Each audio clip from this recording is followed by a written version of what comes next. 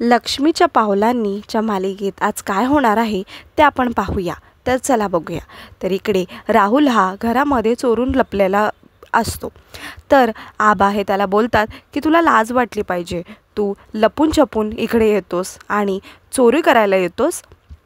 त्यावरच आबा त्याला बोलतात की बरं झालं की तुला अद्वैतनी पकडलं ते, आणि त्याला बोलतात निघ या घराच्या बाहेर म्हणून। तर दुसरीकडे अद्वैत सुद्धा त्याला बोलतो की राहुल, मला नाही वाटत की तू इकडे फक्त बाप्पाच्या दर्शनाला आला होतास, मला खात्री वाटत नाही आहे। त्याच्यावर राहुल बोलतो की नाही दादा, मी खरंच इकडे बाप्पाच्या दर्शनासाठी आलो होतो। इथे बाप्पा आलेत आणि मी स्वतः घरामध्ये नाही आहे। मला असं वाटत होतं की मला बाप्पाची पाय धरून त्यांची प्रार्थना करायला पाहिजे, म्हणजे जे काही माझे संकट आहेत ते सगळे दूर होतील। मला खरंच मनापासून असं वाटत होतं की बाप्पाचे दर्शन घ्यावे, म्हणून मी बाप्पाच्या दर्शनासाठीच आलो होतो फक्त।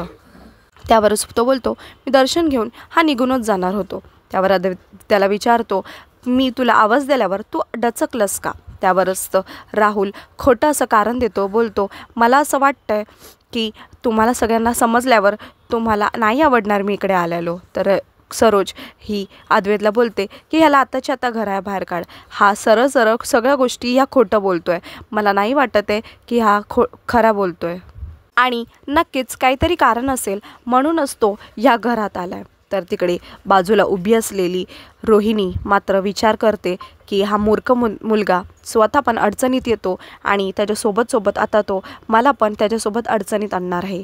काहीही करून राहुलला आता या घराबाहेर पाठवायला पाहिजे, म्हणून ती तिच्या मनातच वेगवेगळे विचार करत असते आणि लगेचच तिला काहीतरी सुचतं आणि बोलते अजून किती त्रास देणार आहेस राहुल तुम्हाला, अजून किती काय काय तुझ्या मागे मला बघावं लागणार आहे। एवढं करून पण तुला शांती भेटली नाही की परत तू काहीतरी करायला आलास, लगेचच या घराच्या बाहेर निघून जा। आणि म्हणून त्याला बाहेर जायचा इशारा करते। तोपर्यंतच सरोज ही रोहिणीपर्यंत येते आणि तिला बोलते रोहिणी तू नको स्वतःला त्रास करून घेऊ।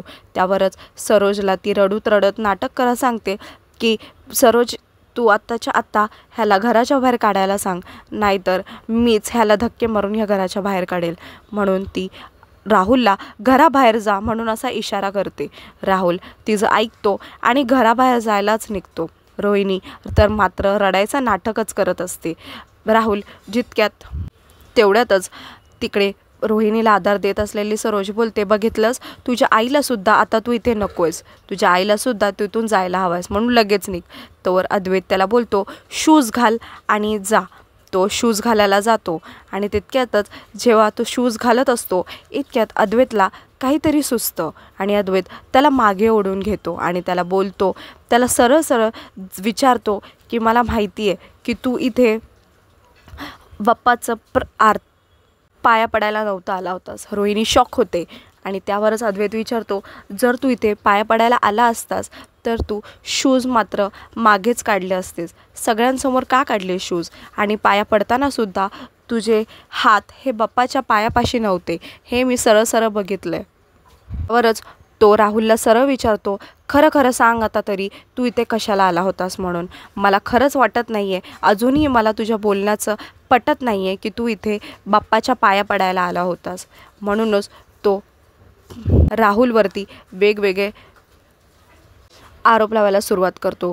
राहुल मात्र शॉक होतो, कारण त्याला मात्र माहिती असतं की तो इथे हिऱ्याचा हार चोरायलाच आला होता। इतक्यातच अद्वैत हा आबांना सांगू लागतो की आबा, राहुल इकडे बाप्पाच्या गळ्यात असलेला हिऱ्याचा हार चोरायला आला होता। आबांचा ताबा सुटतो आणि आबा चिडतात, पण राहुल त्याच्यावर बोलतो की नाही नाही, मी इकडे खरंच दादा बाप्पाचा हार चोरायला नव्हतो आलो, मी खरंच बाप्पाच्या पाया पडायला आलो होतो। आणि इकडे आबा हे त्याला खेचतात आणि त्याला जोरजोरात त्यांच्या काठीने मारू लागतात। रजनी तर खूप घाबरून जाते। तर दुसरीकडे अद्वैत हा फक्त बघतच राहतो, पण आबा मात्र राहुलला खूप मारतात, इतके मारत मात्र त्याला घराच्या बाहेर हकलायची धमकी देतात आणि त्याला बोलतात निघून जा आमच्या घरातून, बरं झालं की तू आमच्या घराच्या खानदानात जन्माला नाही आलास म्हणून। आणि त्याला मारत दारापाशी नेतात। तो पाया पडतो पण मात्र त्याचं कोणच ऐकत नाही आणि आबा हे त्याला मारत मारत घराच्या बाहेर हकलून देतात. लगेचच अद्वैत हे जसा तो घराबाहेर जातो, अद्वैतच्या मनात विचार येतो आणि इथे रोहिणी मात्र आबांना सांभाळायला खोटी नाटक करत येते. राहू द्या आबा, तुम्ही नका स्वतःला त्रास करून घेऊ, तो गेलाय ना आता. तरी ते अद्वैतला एक विचार येतो की जर कला इकडे असते तर तिने नक्कीच पोलिसांना दिलं असतं राहुलला. म्हणून तो लगेचच आबांना सुचवतो, आबा मला नाही वाटत की राहुल आता सुधरेल. राहुलच्या आता सगळ्या गोष्टी खूप पलीकडे ओलांडून गेल्यात. मला असं वाटतं की लगेचच ह्या गोष्टीवरती आपण ॲक्शन घ्यायला हवं. मी उद्याच्या उद्याच पोलिसांना बोलतो आणि त्याची बेल कॅन्सल करायला सांगतो. कारण आता जितक्या पण काही गोष्टी आहेत त्या सगळ्या डोक्याच्या वर गेल्यात. आपण हे अजून सहन करू नाही शकत. जर राहुल असंच वागत राहिला तर त्याचा पुढे जाऊन आपल्यालाच खूप त्रास होणार आहे. तर लगेचच त्याच्यावरती आबा बोलतात की हो, असंच करायला हवं. म्हणून तर त्याचबरोबर अद्वैत हा आबांना सांगत असतो की राहुल हा चुका करतच राहणार आणि आपण त्या चुका फक्त सावरत आणि सहनच करत राहायचं. अजून किती दिवस हे चालणार आहे? हे सगळं थांबायला हवं कधी ना कधीतरी. म्हणून मी उद्याच्या उद्याच जाऊन ह्याच्यावरती ॲक्शन घेणार आहे. रोहिणी मात्र तिथं उभी राहती आणि मनात विचार करते, हा असा कसा करू शकतो माझ्या मुलासोबत. तर दुसऱ्या दिवशी आबा आणि रजनी मात्र गणपतीच्या विसर्जनाची तयारीत असतात. आबा मात्र खूप घाई गडबड करत असतात. इतक्यातच अनामिका येते आणि त्यांना मदत करायला सांगते. सोहमसुद्धा येतो आणि तो पण मदत करायला लागतो. तर रजनी ही अनामिकाला विचारते की अनामिका, तू बाहेरचा जो ड्रम आहे तो तू सजून ठेवला आहेस का? तर लगेचच अनामिका बोलते की ड्रम आणि कसला सजवायचा आहे. तर ही तिला समजून सांगते. दुसरीकडे अद्वैत हा कपाट उघडतो. तर कपाटासमोरच त्याला कलाचे सगळे फोटोज दिसू लागतात. त्याला फोटो दिसू लागतात तर लगेचच त्याला कलाची आठवण येऊ लागते. त्याला सगळेच त्याचे मेमरीज रिक्रिएट झाल्यासारखे वाटतात. त्याला सगळे वेगवेगळे त्यांच्यासोबत घडलेल्या गोष्टी त्या आठवू लागतात आणि इतक्यातच सगळे कपडे हे कपाटाच्या बाहेर पडतात आणि तो विचार करतो की कला इथे नाही आहे तरीसुद्धा मला तिची भीती वाटते आहे. जरी ते कला असती तर तिने मला नक्कीच ओरडलं असतं म्हणून. आणि लगेचच त्याचं मन बाहेर येतं आणि त्याच्याशी बोलू लागतं की काय अद्वैत चांदेकर, तुम्हाला इतकं पण जमत नाही का? हे काय केलंस तुम्ही? इतक्यातच तो बोलतो, खरे जर इतके आली असती तर म्हणाली असती. तेवढ्यातच त्याचं मन म्हणतं त्याला की पाडलंस म्हणून. तो डचकतो आणि तो मागे वळून बघतो. तो बोलतो, तू इथे काय करतोयस? त्याच्यापेक्षा त्याचं मन त्याला बोलतं की तू हे काय करतोयस? तुझ्या मनात सतत खरेच चालतीये, तुझा विचार काय सुटत नाही आहे ना तिचा. सोबतच त्याचं मन त्याला सांगू लागतं की हे सगळे कपडे तू खराब केलेस ना, कला काय म्हणेल? तो बोलतो की मी धुवायला टाकेल नाहीतर ड्राय क्लीन करेल. आणि इतक्यातच जेव्हा तो कपाट बंद करून मागे वळून बघतो तेव्हा तो विचार करतो की कुठे गेला म्हणून. तर तो गायब गेलेला असतो. आणि लगेचच अद्वैत हा विचार करू लागतो की कला इथं नसून पण मला तिची आठवण इतकी काय येते. तर दुसरीकडे रोहिणी मात्र ही राहुलशी बोलत असते. ते राहुलशी बोलत बोलत तिला सांगते की राहुल आता खूप झालं आहे, आता इथे ह्या सगळ्या गोष्टी थांबायलाच हव्या. तो अद्वैत स्वतःला खूप ओव्हर स्मार्ट समजतो. तर राहुलसुद्धा तिकडून बोलतो की हो मम्मा, तो अद्वैत कलासोबत राहून तिच्यासारखाच स्मार्ट झाला आहे. त्याचबरोबर तो बोलतो की कला नाही आहे पण कलाची जागा हा अद्वैत मात्र चालवतो आहे. त्यासोबतच रोहिणी त्याला बोलते की तो अद्वैत म्हणतोय की आता तुझी बेल कॅन्सल करून तुला पोलिसांच्या ताब्यात परत द्यायचं. त्यासोबतच ती बोलते की मी आता विडा उचलला आहे, तुला मात्र मी काहीच होऊ देणार नाही. त्या अद्वैतला आणि त्याच्या बायकोला, त्या दोघांचीही कशी मी बोलती बंद करते तू बघच. आणि ह्याच्यावरतीच ते फोन ठेवतात. दुसरीकडे रजनी ही किचनमध्ये काम करत असते. इतक्यातच अद्वैत तिकडे येतो आणि तिला बोलतो, हा आलो काकी म्हणून. तर तेवढ्यातच काकी त्याला विचारते त्याची आलो म्हणजे. तर तो बोलतो की मी तर तुला मदत करायला आलो आहे म्हणून. तर काकी बोलते की नको बाबा, तू नको मला मदत करूस. तर अद्वैत तिला विचारतो की का, जर ती अति आगाऊ इथे असती तर तिने मात्र तुला मदत केलीच असती ना, म्हणून आता तिच्या व्यक्तीने मी तुला मदत करतोय. तर काकी त्याला म्हणते की नको नको, जर तू मदत करायला गेलास तर एकाचे कामच्या बदले दुसरे काम अजून वाढवून ठेवशील. तर अद्वैत बोलतो, अगं असं काहीच नाही होणार, मी सगळं काम खूप प्रॉपरली करतो, तू फक्त मला स्टेप बाय स्टेप सांग की नक्की काय करायचं आहे ते, त्या हिशोबाने तू मला जसं जसं सांगशील मी तसं तसं करू लागेल. तेवढ्यातच रजनी ही त्याला एक एक काम सांगू लागते. ती त्याला बोलते की आपल्याला दही पोहे बनवायचे आहेत म्हणून. मग ती त्याला दही पोहे कसे बनवायचे हे हळूहळू सांगू लागते. ती प्रत्येक गोष्टीची सामग्री त्याला सांगू लागते, हे असं घ्यायचं तसं घ्यायचं. आणि तो सुद्धा मन लावून ते सगळे काम करत असतो. आणि इतक्यातच तिथे बसलेले आबासुद्धा बघत असतात. तितक्यातच रजनीला आवाज देतात आणि रजनी ही निघून जाते. आबा मात्र अद्वैतला आवाज देतात. अद्वैत हो आबा आलो म्हणून त्याच्या हातातलं काम न सोडता ते त्याचं काम पूर्ण नीट करून झाकून बिकून आबांकडे जातो. आणि आबा त्याला विचारतात तुझी बायको इथे नाही आहे म्हणून तुझी बायको जे जे काय कामं करतेस ते कामं तू करायचं ठरवलंस ना. तर अद्वैत त्याच्यावर बोलतो की हो. मग त्याच्यावर आबा त्याला विचारतात की आता माझी गोळी खायची वेळ झाली आहे तर जा आणि माझी गोळी घेऊन ये. तर त्यावरच आबा त्याला म्हणतात की जरा लवकर ये. तर अद्वैत हा जातो आणि आबांसाठी गोळी घेऊन येतो. जसा अद्वैत गोळी घ्यायला जातो तसे आबा मात्र त्याच्याकडे बघून हसत राहतात. त्याला काय बोलू हे समजतच नाही. दुसरीकडे आबा साठी तो गोळी घेऊन येतो. तर आबा त्याला म्हणतात की फक्त गोळीच आणलीस. त्यावर अद्वैत म्हणतो की हो अजून काय आणायचं होतं का. तर तो बोलतो की पाणी कोण देणार, गोळी काय मी अशीच खाऊ. तर लगेचच अद्वैत हा आबांना पाणी देतो आणि त्याला बोलतो ते शांत बसलेला असतो. म्हणून आबा त्याला विचारतात काय झालं, कुठल्या तंद्रीतेस, काय झालं. त्यावरच अद्वैत हा आबांना बोलतो की आबा मला तुम्हाला एक गोष्ट काहीतरी विचारायची आहे. तर आबा बोलतात वय वय विचार की. त्यावरच अद्वैत आबांना सांगू लागतो की माझा एक मित्र आहे. आणि त्याचबरोबर तो सांगतो की त्याला त्याच्या एका व्यक्तीची सतत आठवण येते. म्हणजे आता त्याला त्या व्यक्तीची सवय असेल म्हणूनच त्याला त्याची आठवण येत असेल ना. तर आबा हे विचारात पडतात आणि त्याला सांगतात. त्यावरच आबा बोलतात की आठवण येणं, ओढ वाढणं त्यावरच प्रश्नाचं उत्तर अडलं आहे आणि ह्याची काळजी घ्यायची काही प्रश्नच नाही आहे.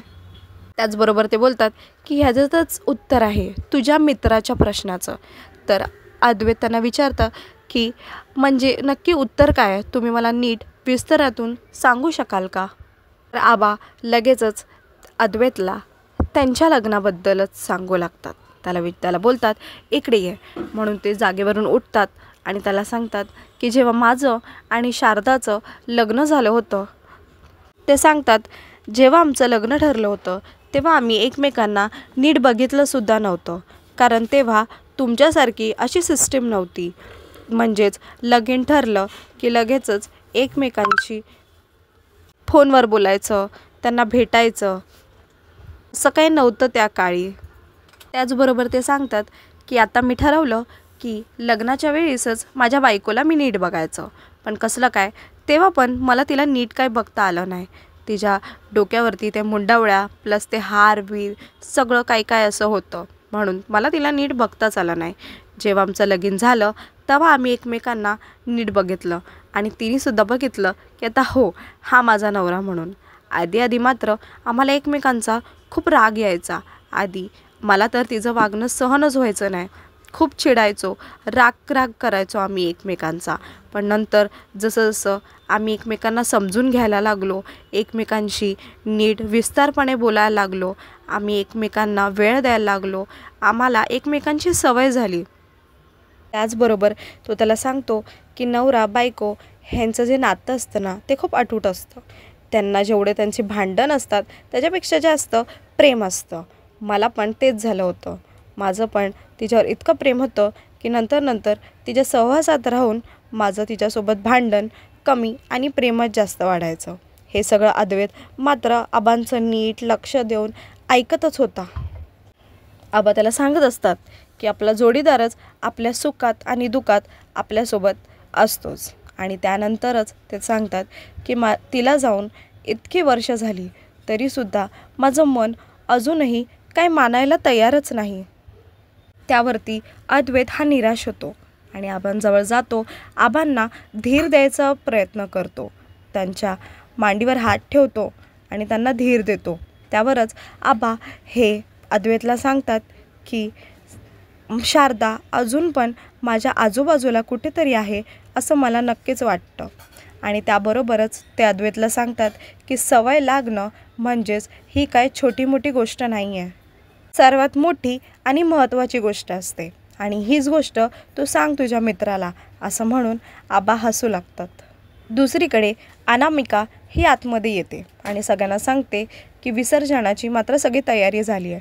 इतक्यातच सोहमसुद्धा येतो आणि सगळ्यांना आवाज देतो आणि सगळ्यांना सांगतो की त्या दिवशी मला जे काम मिळालं आहे त्याच्यासाठी मी शॉपिंग केली आहे आणि सगळ्यांना त्यांनी नवीन आणलेला शर्ट हा दाखवू लागतो.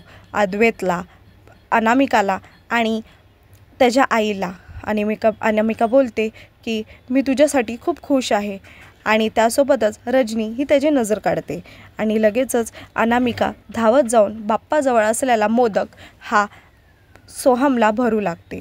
सोहमला खरं तर खूप विचित्र वाटत असतं, पण तो सगळ्यांसमोर तसं काही दाखवत नाही आणि लगेचच अनामिका बोलते की तुझ्या यशामागे तू एकटाच आहेस, तू तुझ्या स्वतःच्या हिमतीवरती हे मिळवलं आहेस.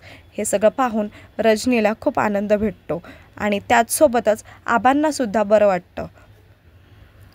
मनात विचार करत असतात की जरी अद्वैत हे मान्य करत जरी नसला तरीही त्याच्या मनामध्ये अजूनही कलाचेच विचार आहे. ते दोघांनाही एकमेकांची सवय झाली आहे आणि हे ऐकून त्यांना खूप बरं वाटतं. तर दुसरीकडे सगळेजण हे सोहमचं कौतुक करत असतात आणि आबा मात्र अद्वैतलाच पाहत असतात.